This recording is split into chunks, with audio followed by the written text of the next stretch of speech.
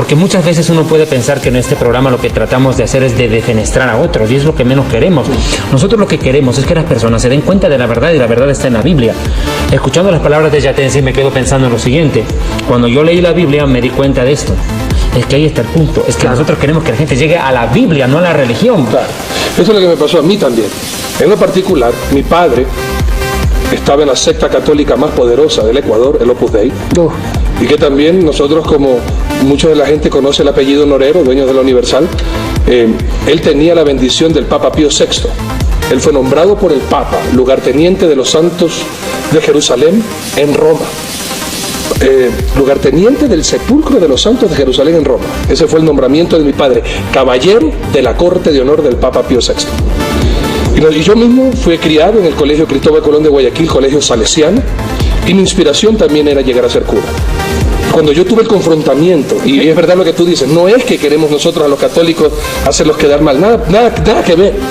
Pero cuando yo vi en la Biblia, así también cuando fui confrontado con la verdad, me di cuenta que todo lo que yo tenía, todo lo que yo pensaba, todo era pura tradición. Y lo que más me dolió en mi corazón, todo era pura mentira. Mentira. Y volvemos un ratito antes de continuar en esto, por favor, es muy importante, porque queremos usar, y por favor, la Biblia católica, saque esa Biblia católica, que ya vamos a hablar sobre algo que Yatensi más adelante nos va a aclarar. ¿Hay una diferencia entre la católica y la protestante? La Biblia. ¿Hay? Claro, la pregunta es, ¿hay alguna diferencia entre la Biblia católica y la Biblia evangélica? Porque sí, comúnmente la gente te dice... Siempre dicen, la católica, la evangélica, otra Biblia y a ustedes les faltan libros. Y nos creen como los testigos de Jehová que falsearon la Biblia. Claro, y se volaron 256 versículos los testigos de Jehová. Una vez un testigo de Jehová me dice, ¿no quiere que yo le regale una atalaya? Y yo le dije, no, más bien no crees que yo te regale una Biblia de verdad. Creo que te hace falta más eso. Pero volviendo al punto, que aquí quiero ir a esto, por favor. Sea católica o otra estructura religiosa. Cristo no es en sí una religión, claro. Cristo es encarnarlo y vivirlo. Claro. Es interesante, ¿no? Yatensi, ¿quién fue el primer papa? Bueno, ya está claro que Pedro ni supo, se murió sin saber que fue papa, sino que en el siglo IV lo hicieron papa, con el famoso Papa Dámaso, que escribió la historia de él hacia atrás, que es una invención en sí literaria y hasta mítica.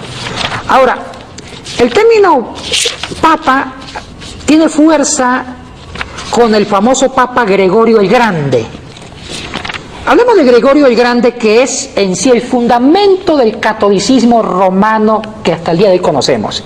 Este hombre es para mí el mentalizador, el genio, el ingenio creador de toda la estructura religiosa, purgatorio, crucifijos, misa de difuntos, misa de gallo, está en el Papa Gregorio. Resulta que el Papa Gregorio fue papa entre los años 590 después de Cristo al 604. Duró 14 años en el pontificado o papado. Antes de Gregorio, lo que existían eran obispos. Obispos de Roma.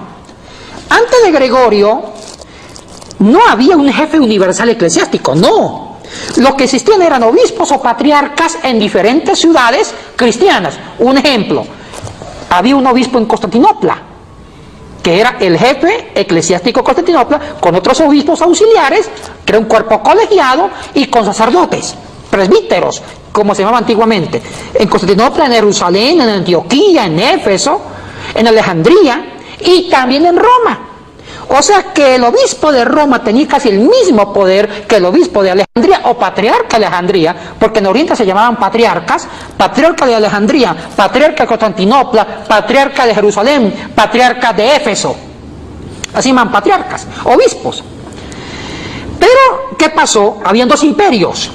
Estaba el imperio de Oriente, que lo manejaban los descendientes de Constantino. Constantinopla fue la ciudad que fundaron. Exactamente, que fundó Constantino. Turquía, la actual Estambul. Muy bien, sí, de acuerdo, David. Sí. Y quedó Occidente. También lo manejaron descendientes de Constantino. Bueno, la división del imperio ya fue en el siglo II, inclusive en el siglo III con Diocleciano. Pero, ¿qué pasa?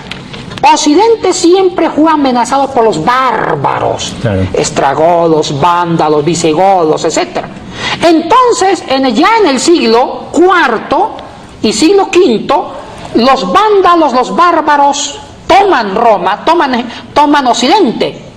Se destruye el imperio de Occidente, mas queda viviendo el imperio romano de Oriente. Persistió. Persistió.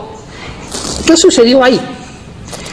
La única autoridad eclesiástica era el obispo de Roma. Pero resulta que los bárbaros no eran buenos gobernantes, eran buenos para la conquista, para la barbarie, para tomar, para la guerra, pero no eran buenos para gobernar y administrar. Entonces muchos bárbaros se hicieron cristianos, David, Arturo. Se convirtieron al cristianismo católico y el Papa pescó en río revuelto, el obispo de Roma. Entonces el obispo Gregorio, año 590-604, al ver que los bárbaros no eran buenos para gobernar, él fue usurpando poderes. Aparte del poder religioso que tenía en Roma, fue usurpando el poder administrativo civil y fue educando a los bárbaros cómo gobernar, o sea, fue controlando el Estado de Occidente. Y poco a poco Gregorio fue centrando el poder en sí y empezó a formar el título de Papa, que posteriormente otros papas sucesores dieron fuerza al término Papa, como un padre. Entonces Gregorio unió dos poderes, el poder eclesiástico con el poder civil, y empezó a controlar no solamente Italia, Arturo, controló también parte de España, Portugal, Alemania, Francia, Inglaterra, y empezó a formar los estados pontificios. Pero cuando el Papa adquirió poder en Occidente, y muchos reyes bárbaros ya eran civilizados, y eran católicos, y eran siervos del Papa, o sea que muchos reyes dependían del Papa. Entonces el Papa le brilló el ojo y apoderarse de Oriente. Siempre el papado tuvo ansias de gobernar las antiguas ciudades como Éfeso, como Constantinopla, Alejandría, que no pudieron gobernarla porque estaba el imperio de Oriente, que el emperador de Oriente respaldaba a la iglesia, que ahorita es la iglesia ortodoxa griega de Oriente. Ahora, en conclusión, Gregorio logra en su persona hacia el año 590 formar su reino, al centrar dos poderes, el eclesiástico con el poder imperial político. Y es más, David, este poder quedó casado en el año 800, el 25 de diciembre, cuando el Papa León, junto con el famoso carolingio, Carlos Magno, el imperio carolingio, descendiente de Carlos Martel, francés, forman un matrimonio entre la Iglesia Católica y el Estado. Y nace un nuevo concepto de imperio, el Sacrosanto Imperio Romano en el año 800. O sea que el matrimonio quedó tan bien calzado que Occidente quedó en las manos del Papa y de un emperador que era manejado por el Papa. Ahora, Oriente siguió otra historia, que fue la iglesia que se separó de Occidente, que es la iglesia ortodoxa griega. Y miren que en el papado de Gregorio nace el tema del purgatorio. Antes de adelantarnos todo a esto, Yatensi, con el más debido respeto a Yatensi, hay dos puntos que aquí me llaman la atención. Ya. Jesucristo dijo, den al César lo que es del César y a Dios lo que es de Dios. Con eso entiendo, él puso un límite, una barrera, pongamos una frontera, creo que es lo más correcto, una frontera entre el poder político y el poder religioso. Jesucristo nunca estuvo de acuerdo en fusionar la política con la religión, al menos entiendo yo. Sin embargo, la Iglesia Católica Romana va en contra de la enseñanza de Jesucristo y fusiona en contra de la Biblia el poder político con el poder religioso para hacerse casi un todopoderoso. De acuerdo. ¿Estamos así? Totalmente de acuerdo, David. Miren, ese ha sido el peor error del catolicismo, fue ser declarado como la religión oficial del imperio romano en el Oriente. O sea que cuando Constantino oficializa el cristianismo, pensó que le hacía un beneficio, le perjudicó a la iglesia. Porque hasta el siglo IV la iglesia primitiva era buena. Testimonio, sangre, no había robos ni explotación. Claro que también había pecado, pero era otra iglesia, la iglesia ideal. Era la que buscaba la santidad. Cuando se casó con Constantino, cuando Constantino hizo de la iglesia católica antigua la oficial del imperio, ahí empieza el paganismo dentro de la iglesia.